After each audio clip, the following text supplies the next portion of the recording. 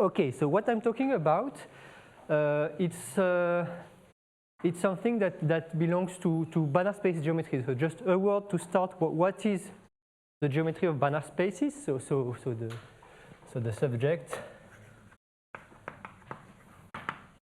is Banach space geometry.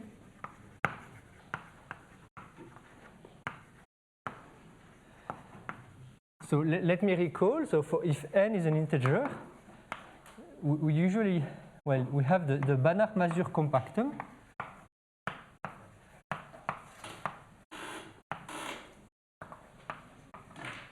This is exactly the set of all n-dimensional normed space.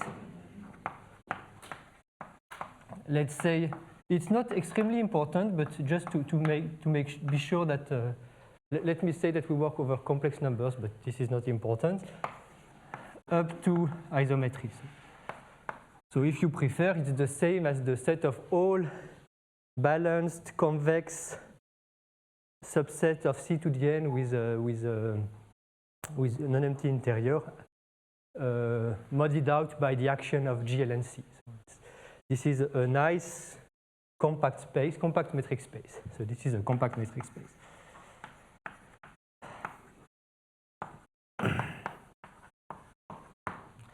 And what does Banach space geometry look? Actually, in Banach space geometry, we look at Banach spaces not as a whole, because this is at least too complicated for me. We only retain from the Banach space the collection of its finite dimensional subspaces. So if we have X, which is an infinite dimensional Banach space, we only remember the collection of all its subspaces of dimension n, and actually the closure in this space.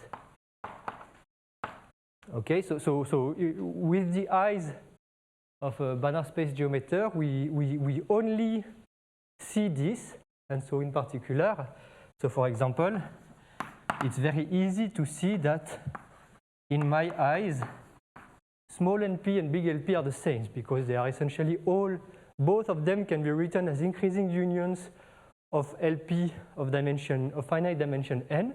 Here just enumerating the basis, and here taking a filtration of finite sigma algebras. But these finite dimensional spaces, they sit one into the other in a very different way, but as a collection of finite dimensional spaces, we have exactly the same. So that's what we're talking about today. So today we're talking about what kind of questions what kind of properties of Banach spaces can be read on this side of the arrow. Okay. So this is the theme, and let me make a claim, but that I will not be able to fully convince you if you're not familiar with that. But the claim is that most natural or interesting properties in Banach space geometry can be defined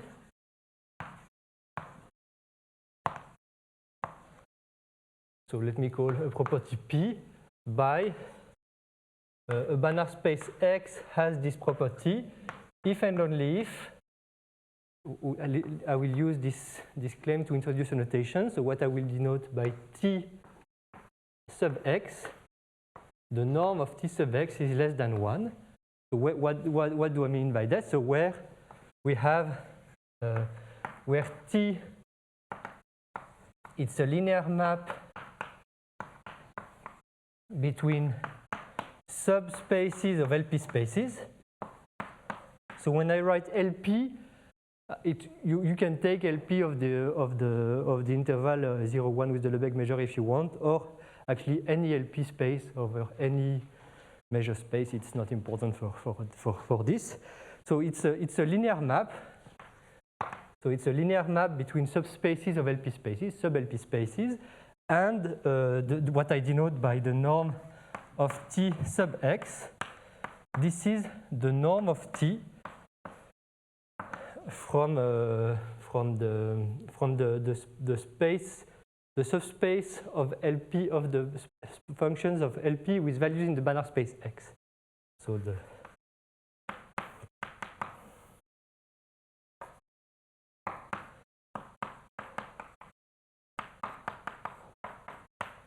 where I see the domain of T tensor X inside the Bochner space of function, let's say, so now let's give me a name to the measure space omega mu with values in the Banach space X. Okay. Actually, if you've never seen that, it's a non-trivial, well, it's already quite surprising that the right-hand side might depend on X if you've never seen that. But actually, it's a very famous theorem of Quapien that if for any bounded operator between subspaces of LP spaces, this operator Tx remains bounded on X-valued Bochner spaces, then, well, when P equals to 2, this forces X to be a Hilbert space, so it's an extremely strong condition. In this generality, I guess this forces X to be a subspace of an LP space. Okay, so that's so I will illustrate this claim by just one example, or maybe two if I find the time. But it's well, you have to trust me because this is my talk will rely on that. So I want to investigate that more, and I'm just giving a couple of examples. So examples, we have type, cotype, UMD property, distance to Euclidean spaces.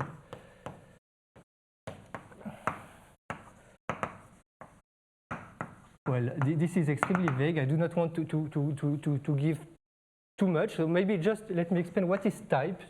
So we have that X, we say that X has type P. P with constant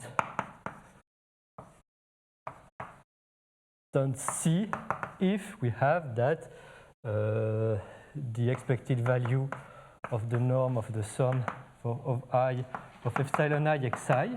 So if epsilon I, there are IID plus minus 1 variables which are equidistributed in plus minus 1. This is less, if we take the P norm, this is less than this constant times the norm, the small LP norm of okay, when P equals to 1, we are just writing the triangle inequality, and when P is strictly greater than 1, we are writing something non-trivial. And when this thing that is non-trivial exists, we say that the space has type P. So you see, this is exactly saying that we have if we take for the operator T a map from small LP with values in the LP space on which this random variable plus minus epsilon I are defined, and the map is just the map which sends the ith coordinate vector of LP to epsilon I, and writing that this inequality is actually saying that the norm of Tx is less than C. So if you want to make this fit in this framework, you replace this, consider this operator divided by C, and you have exactly defined P with type P with constant 1 in this form. And actually, I claim that any property is of this form. I want to give another example that is much more specific, and it's related to things that I've been thinking a lot in the last years and with only partial success. So let me just give another example, more specific.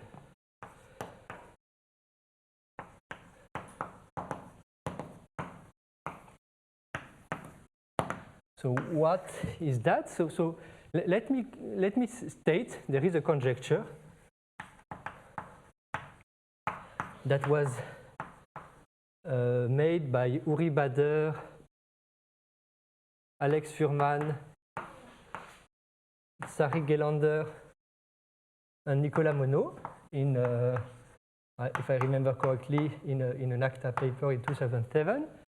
Which says that if n is greater than or equal to 3, every action of SLN of Z, the group of n times n matrices with integer coefficients and determinant 1 on a space. Well, let me.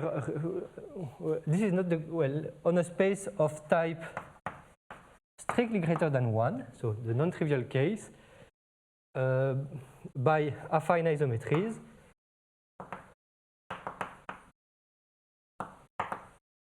Has a fixed point.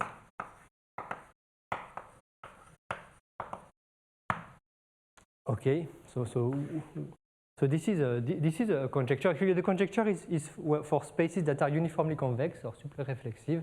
But I think this is nowadays this is a stronger condition that is conjecture that should be also true. Okay, so it does not exactly appear in this. Well, the fact that every action by isometries has a fixed point does not fit into this framework, at least not that I see, but there is an important reduction that was done by Vincent Laforgue and then later by, which was generalized by Tim Delatte and myself. So there is a, well, by the work of Vincent Laforgue and the followers that I'm part of, we have proved that it's enough to prove that, well, I will have some parameter d which I think you can take to be n plus 1 over 2, the integer part of n plus 1 over 2. So this is, well, I'm not completely sure that it's exactly this, but for some d that is greater than 2, we have enough to prove that there exists some theta which is strictly positive, such that x has type.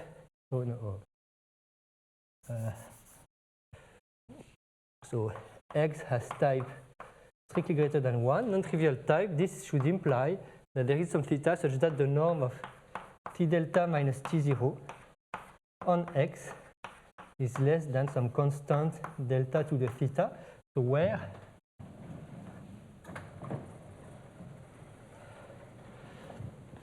where t delta is an operator from L2 to the sphere of dimension d to itself, such that t delta f of x, this is the average of f on the set the set of points whose scalar product between x is equal to delta. So if you want to make a picture, this is, let's say, in dimension 2.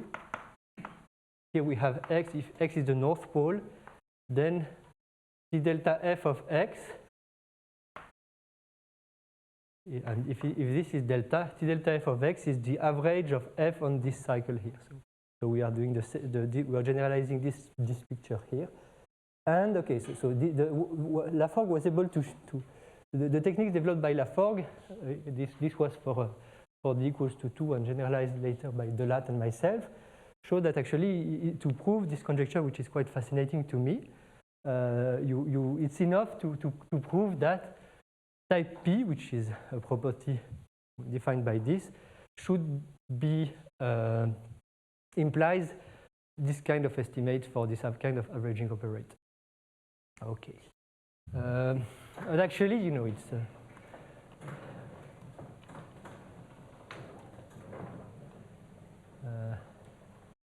but if you trust the claim here, actually any natural question that you ask in Banach space geometry should be of this form. That so the typical question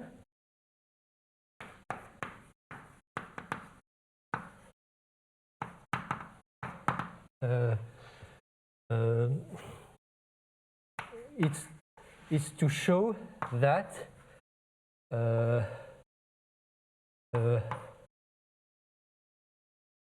given some specific operators T and S as before, which is spaces of LP space, show that the norm of Tx is less than 1 implies that the norm of Sx is less than 1. So this is just I'm reformulating in the abstract form exactly the conjecture to which I've reduced. Okay, because here I have a family of operators, but you can put them all together in the diagonal form. You can always actually, if you take any question that you find interesting in geometry of Banach space, you can artificially put it in this form. And actually, this is a claim, but actually it's supported by an extremely nice theorem by Hernandez from the 83 for an old theorem by Hernandez. So this is supported by a theorem by Hernandez in 83, which is very much inspired by previous work of Quapien in the early 70s. And this theorem of Hernandez says that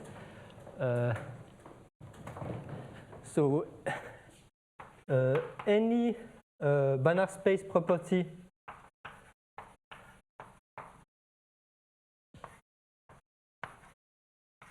that is stable by LP direct sum and finite representability is of the form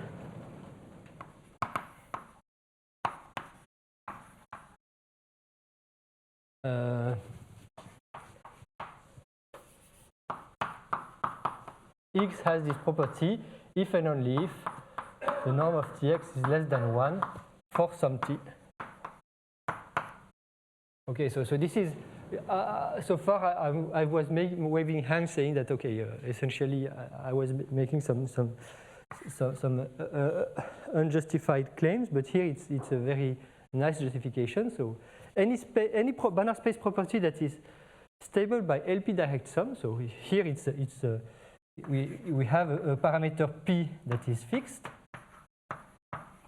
and it will be fixed throughout the talk. So any Banach space property that is stable by LP direct sum, so this is the real assumption, and the second assumption is exactly, we're saying that a space X is finitely representable in a space Y. By definition, it's saying that for every n, the space of finite dimensional subspaces that I defined above for X is contained in this corresponding space for Y. So the second assumption is just saying that it's a property that I can only see through the finite dimensional subspaces. So if you add to this natural condition the fact that it's stable by LP direct sum, then such a property has to be defined by some operator of this form T. Okay, so this was kind of the introduction. And now I want to go more abstract. So I want to make this fit in an abstract framework, and then I want to investigate this abstract framework. So what do we do? So let's just consider the set of all Banach spaces.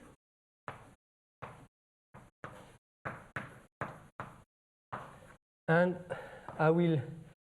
I consider the set of all operators. So this is the set of all operators between subspaces of LP spaces. So as I said, P is a number that is fixed once and for all. The most interesting case is P equals to 2, but any P is fine. But when P is fixed, I have these two sets, which are not sets, but I don't mind because I'm really interested in finite dimensional subspaces, so you can arrange that. And then you can define, if we have an element in op and an element in ban, so I have an operator in a Banach space, I want to define a duality bracket between these two sets, and this duality bracket is just what I just said. So, well, I think maybe it's even better to take minus log of Tx if you want to.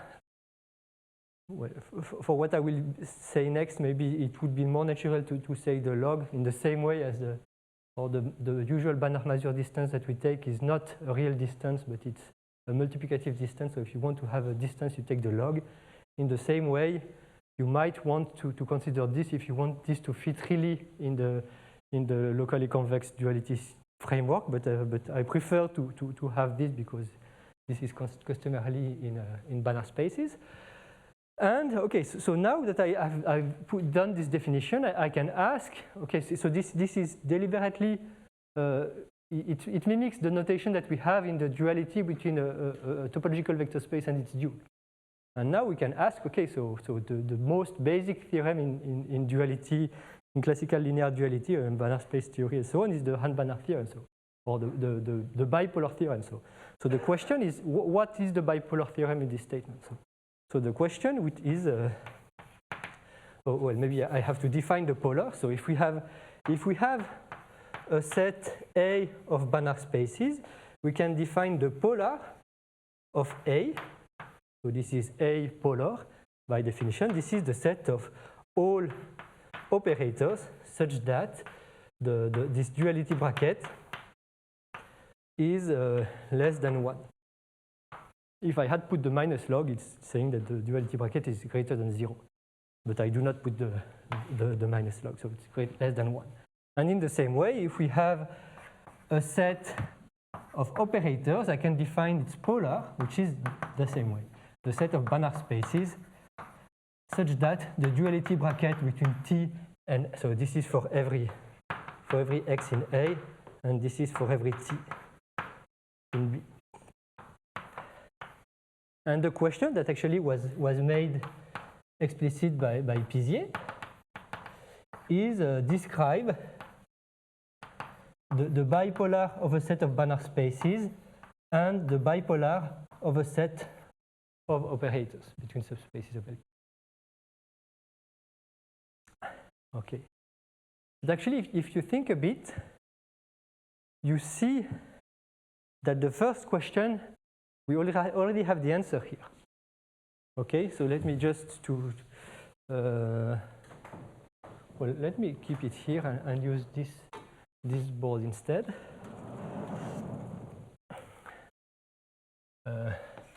So the remark is that the theorem of Hernandez, it exactly says, or it implies, or it's equivalent, it's the same as saying that the bipolar of a set of Banach spaces, this is the set of all x which are finitely representable into finite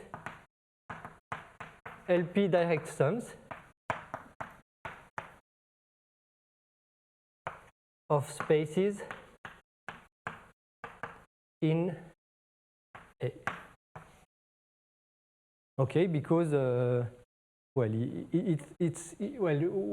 why is that true? So it's not completely formal. What you have to observe is that if the polar of any B, it is stable by finite by LP direct sums, because it's Fubini. So if you think a bit, what was the definition of this duality bracket? You see that for the same P that we have fixed once and for all, the condition that the norm of T on X is less than 1, if we have it for X1 and X2, then we have it for the LP direct sum of X1 and X2. And this implies that the polar of anything is stable by LP direct sum. So in particular, the bipolar of something has to be stable by finite LP direct sum. It has to contain A, and it has to be finitely stable by finite representability. And if you apply this theorem, you obtain that this set here, it is of the form the polar of something, and from that there is nothing else to say. So there were two questions that were raised by Pizier. One of them was answered a long time ago by Hernandez, and the other one was more mysterious, and I want to explain you today what is the answer to the second question. I fear that I'm not sure where I will be able to get, but because anyway, in any bipolar theorem, what you have to remember is that any form of the bipolar theorem says that there is something that is obviously in the bipolar, and the theorem says that there is nothing more. Here, we have that this set, this is clearly, so this is obvious. This is what I just justified orally. Okay, I said this is the Fubini argument, which says that this implication is obvious, and the real theorem is saying that there is nothing more. In the same way as in the usual bipolar theorem, which I should have recalled, maybe. I'm waving hands, but let me recall. So if we have E, a topological vector space, let me say it for cones. So if we have C, a subset of E, a cone, so it's polar. This is the set of continuous linear forms of E such that the duality bracket is greater than 0 for every x in the cone. And now everything is symmetric. So if we have D in in E star, the topological dual is the topological vector space for the Weak star topology. So you can apply this definition for this in this case. So here this is completely symmetric, whereas here it's not. Then we have that D. This is the same for weak star topology. So it's contained in E. Maybe let me. I think it's safer to assume that it's locally convex from the beginning. I didn't write it down, but let's assume that. And the bipolar theorem. Actually, there is only one bipolar theorem because the situation is symmetric, because there is a perfect duality between the original topological vector space that is locally convex and its dual for the weak star topology. So there is no special rule. The bipolar theorem says that the bipolar of C is exactly the closed convex hull of C for the topology. But I insisted that this is completely symmetric, but actually in many applications it's not symmetric because the space E will be a Banach space for which the topology is given by a norm, so it's a very nice topology. And the dual for the weak star topology on a dual Banach space, it's locally convex, but it's very nasty. It's taking the weak star closure is very different from taking limits of weak star convergence sequences, and that's actually I insisted on that because this will play an important role in at the end of my talk. For the story, some of you have heard me talking about that 5 years ago, because 5 years ago I thought I had this theorem, and so I advertised it, and then I started to write it down, and then I realized that, oh my God, taking weak star closures is different from taking limits of weak star converging nets sequences, and my proof completely breaks down, and I was desperate, and now I'm happy because I found a fix. So I'm convinced that the theorem that I've been advertising for years is a theorem eventually, and I will try to explain how this enters the picture at some point. But before that, because I will not yet write the theorem, which is the explicit definition of the bipolar of any set of Banach spaces, but I will rather explain what is the proof, because the proof is clean and the statement is less clean. So I will get to the statement at the end, and to have something that is more carré, on dit en français, je sais pas. We will consider I will describe you the proof of Hernandez, another proof, my proof of the theorem by Hernandez, and we will see that actually the way this proof is written, it's quite likely that it also leads to a description of the bipolar of any set and of operators, and actually that's the case. Okay, so let me change Blackboard.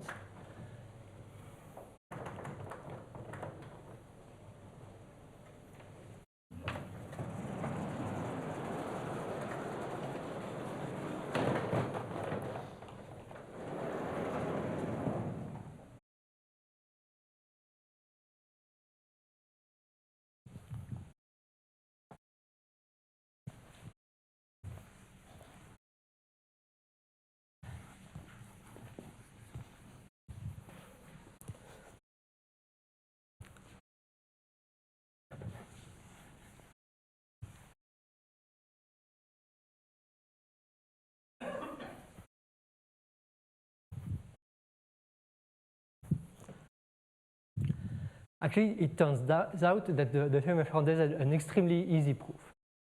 So it's extremely straightforward.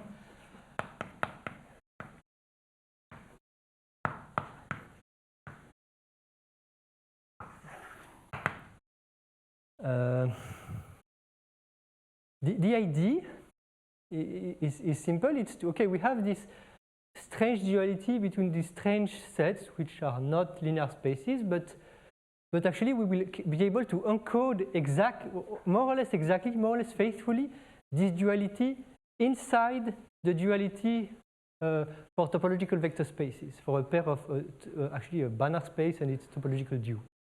So for this, we will introduce the space H and P for harmonic functions that are homogeneous. No, forget the word harmonic. Homogeneous functions of degree P on Cn. So this is the set of functions free C from Cn to the real numbers, which are continuous and P homogeneous. So meaning that phi of lambda Z is modulus lambda to the P phi of Z for every Z in Cn and for every lambda in C.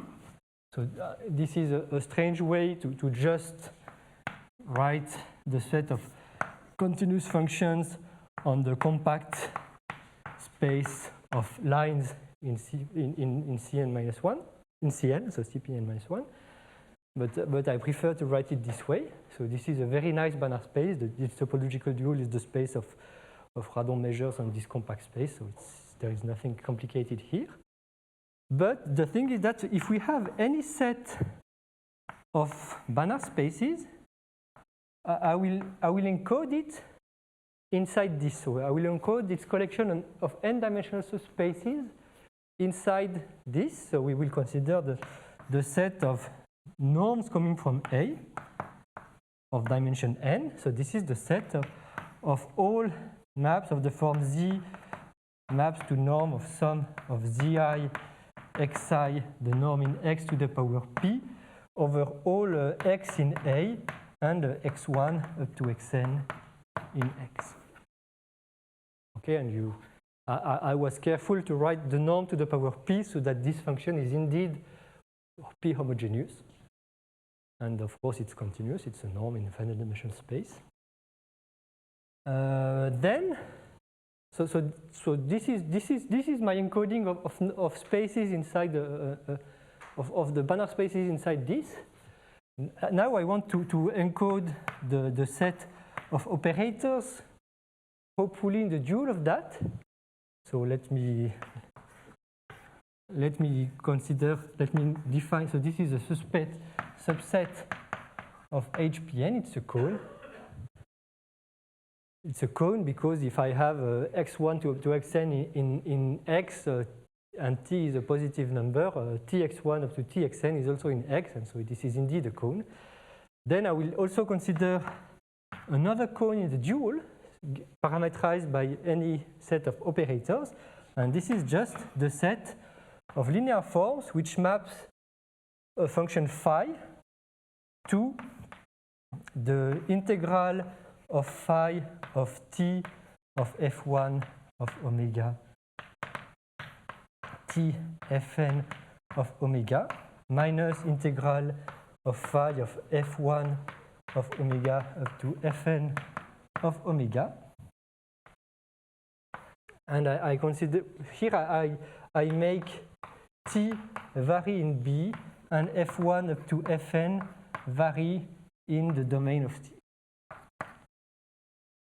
Okay, so now you have to think a bit. So is this indeed a well-defined cone in the dual of my Banach space? And actually it is. So why is it well-defined? Okay, so phi is p homogeneous and continuous, so it's bounded. So actually this is this is bounded above by the p norm of the vector that I have here, up to a constant, and the p norm to the power p. And so if I integrate, I get something that is bounded above in absolute value by the integral of f1 of omega to the p plus f2 of omega to the p, etc. So it's just the sum of the LP norms of the Fi, and we assume that the Fi are in the domain, which is a subspace of LP. So this is well defined, and this is exactly the same because we have replaced Fi by their image by the linear operator T, which are also LP functions. So both integrals are well defined by assumption that we have made, and it's linear, and it's also homogeneous because if f1 up to fn is in the domain of T, Tf1 up to Tfn, if T is a positive number, are also in the domain of T. Okay, and the thing is, what is so if the observation is that if phi of z is the norm of the sum of zi xi in x to the p, so if we take an element in this set n of an, and if I try to evaluate the linear form that I defined abstractly on this element here, then we get that this is equal to, this is exactly the norm of the sum of Tfi xi to the power p minus the norm of the sum of Fi xi to the power p. This is the definition of what is the norm in the LP with values in x. And so if you prefer, so when is this positive? When is this non-negative? So let me fix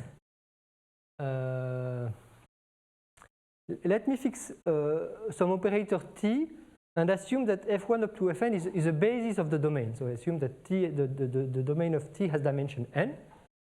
And so what does it mean that for every n-tuple x1 up to xn in x, we have that this linear form evaluated on this element is non-negative?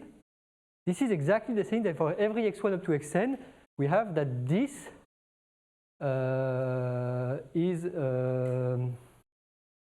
I said non-negative, so it means that this is greater than this. So if I had said non-positive instead, I will have that this is less than this for every x1 up to xn, thank you. And so this would exactly mean that the norm T on x is less than 1. And so we have exactly, this duality here exactly encodes the duality that we had here. And okay, so now we have that, and so this implies that if we consider if you go back to the definitions, how do you encode the norms of the bipolar of A if you run the argument that I'm just run the definitions and look at what we said. We get that this is exactly the closed convex hull of n of an, and the closed convex hull in the norm topology. And now you just have to understand what does it mean to take a linear convex combination of functions of this form. Well, this is exactly the same as taking the norm in an LP finite direct sum of the Banach spaces so if I take two Banach spaces x1 and x2 and two families in both, then the sum of these two norms to the power p is exactly the norm of the family in the LP direct sum. So once you have understood that, then the theorem by Hernandez follows with no pain at all. What is actually here? I have I've been a bit fast. Actually, what I have used, or if you had run the argument, what we should have used is that if I allow B if I take all the operators between LP spaces, this will be the whole dual, which is a non-completely obvious fact. It's not difficult, but why? When I wrote here, I used implicitly that P of op n is surjective onto the dual of H and P, which is the space of Radon measures on this Banach space, and so you really have to well, this is not extremely difficult. When you have a Radon measure, you decompose it by the hand equation is the difference of two positive measures, and you can encode both positive measures in measure spaces. So here we use that. And of course, this argument is not true here it's not true that all homogeneous functions are of this form, obviously, because these functions are positive, for example, positive valued, and there are functions that are not positive valued in H and P. So actually, if you want to describe the bipolar of B, you have to be a bit more careful, but actually it's possible, and at the end you can get an explicit description. And I think it's not a good idea that I try to write down the precise version of the theorem, because it would be too long. But I believe I've been a bit more than 5 minutes. So instead of stating the theorem, and which will not be very enlightening, I prefer to give you another proof of a theorem that most of you know. It has been stated in Valentin-Stokes, for example. So the theorem by Plotkin, Rudin, and Hardin. The version that I want to describe is the version that was obtained by Hardin. So it's to describe the isometry of the subspaces of LP space. I claim that actually with this very simple point of view on normed and operators, which in this linear encoding of norms and operators, you can obtain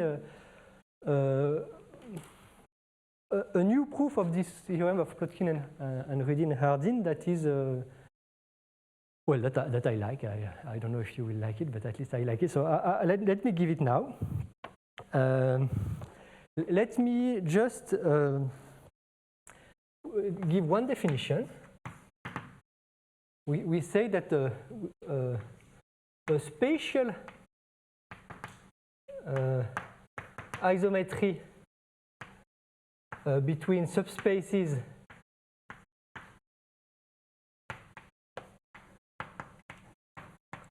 of LP spaces is a composition of multiplication by functions of modulus 1 and isometries coming from measure class preserving transformations.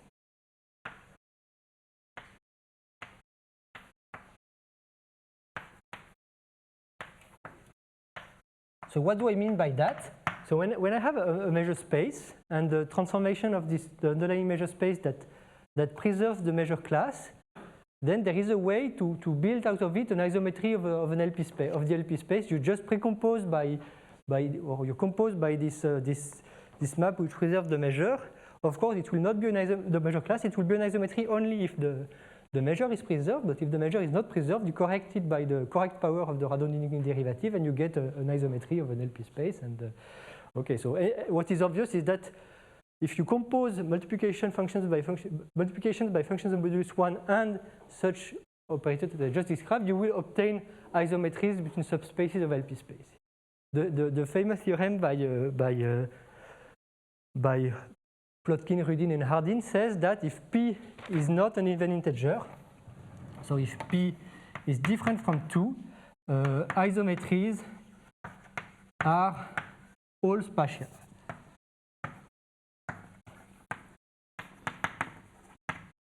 Okay, and actually I claim that this also follows.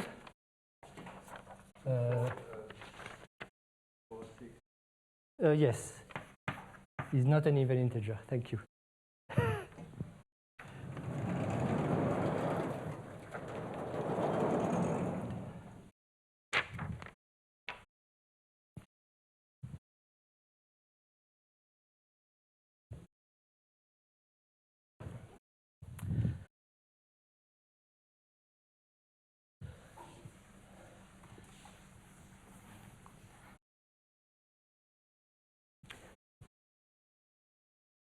Actually, this theorem can be reflected as properties of these spaces in the following form. So this follows from a theorem that is quite natural, which says that the only closed GLN of C invariant subspaces of this Banach space H and P are the zero space and the space H and P if P is not an even integer. And this is just, well, these spaces plus the space of degree P polynomials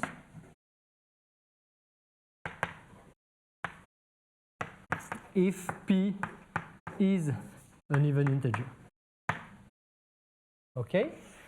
So just to make this statement meaningful, I have to tell you how do I make the group GLNC act on H and P. So there is only one way of doing that, that is natural. So we have that A, if I have a matrix A, GLNC, and I consider A phi of Z, this is just phi of A inverse Z.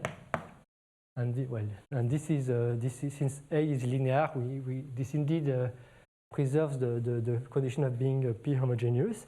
And we have this theorem, and actually from this theorem it's very easy to deduce that isometries are spatial, because when you have if you have an isometry, you can encode it as a linear form on this.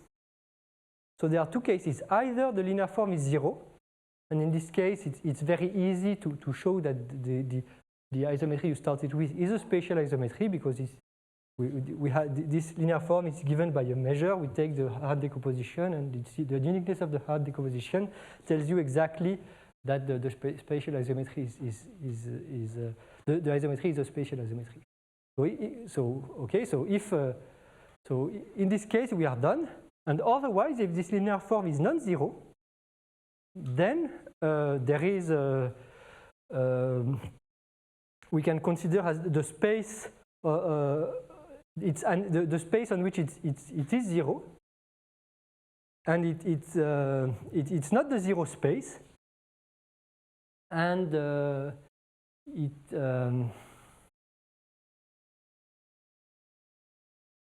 yes, sorry. The fact that the operator was an isometry meant that this linear form is 0 on the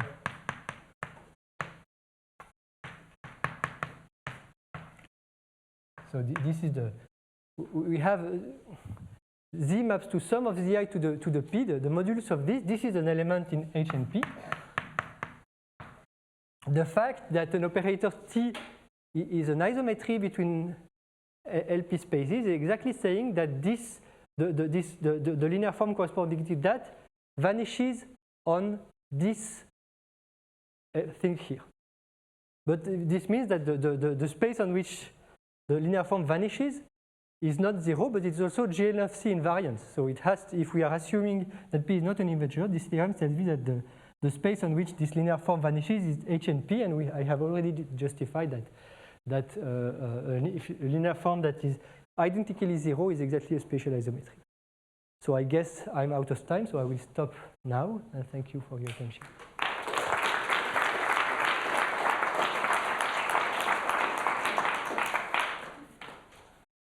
Thank you very much.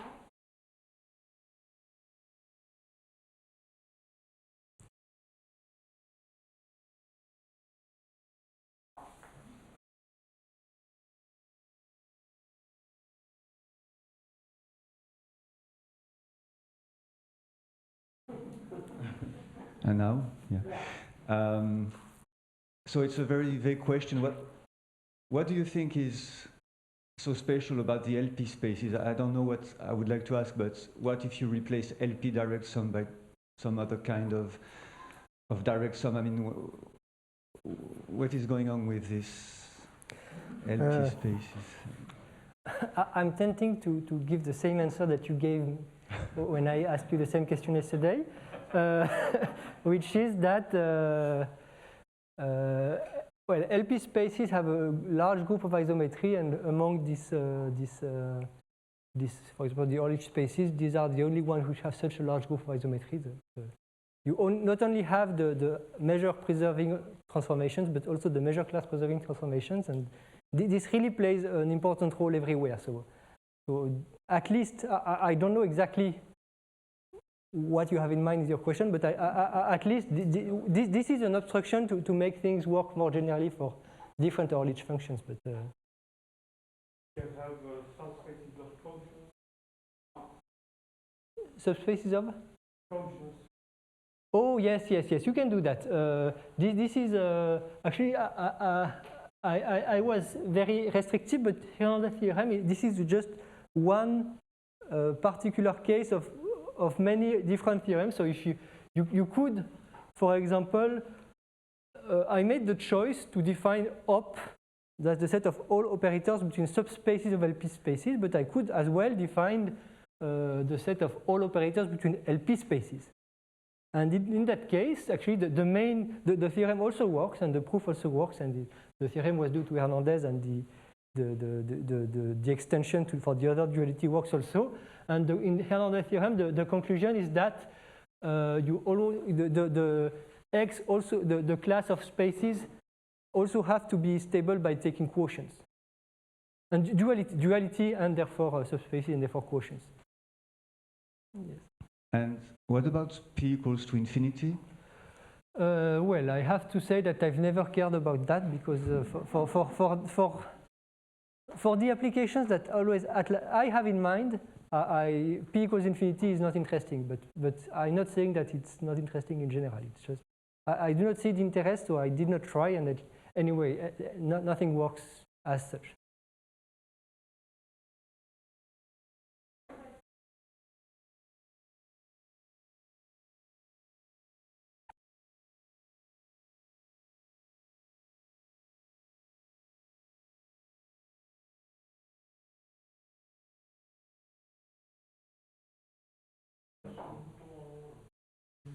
Okay, it's better. I had a question about your last theorem. Yes. When p is an even integer, does it say something about?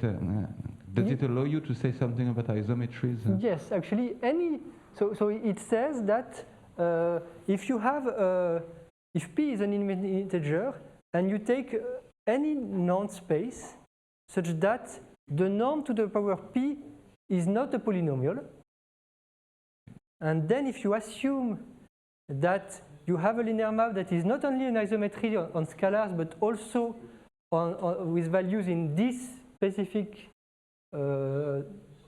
normed space that you choose, such that the norm to the power p is not a polynomial, then it has to be a spatial isometry.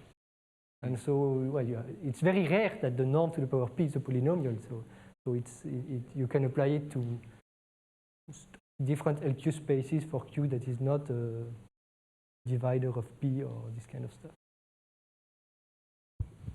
Yeah, so you give and in particular, maybe I should add, if you regular isometry, so isometries that remain isometry whenever you extend to any Banach space are spatial isometry. This is a very particular case of what I just said, but the theorem allows to be more precise. You do not need to take all Banach spaces. It's enough to take one that is not polynomial. So would you say that, for example, partial isometry between L2 subspaces of L4 for this reason?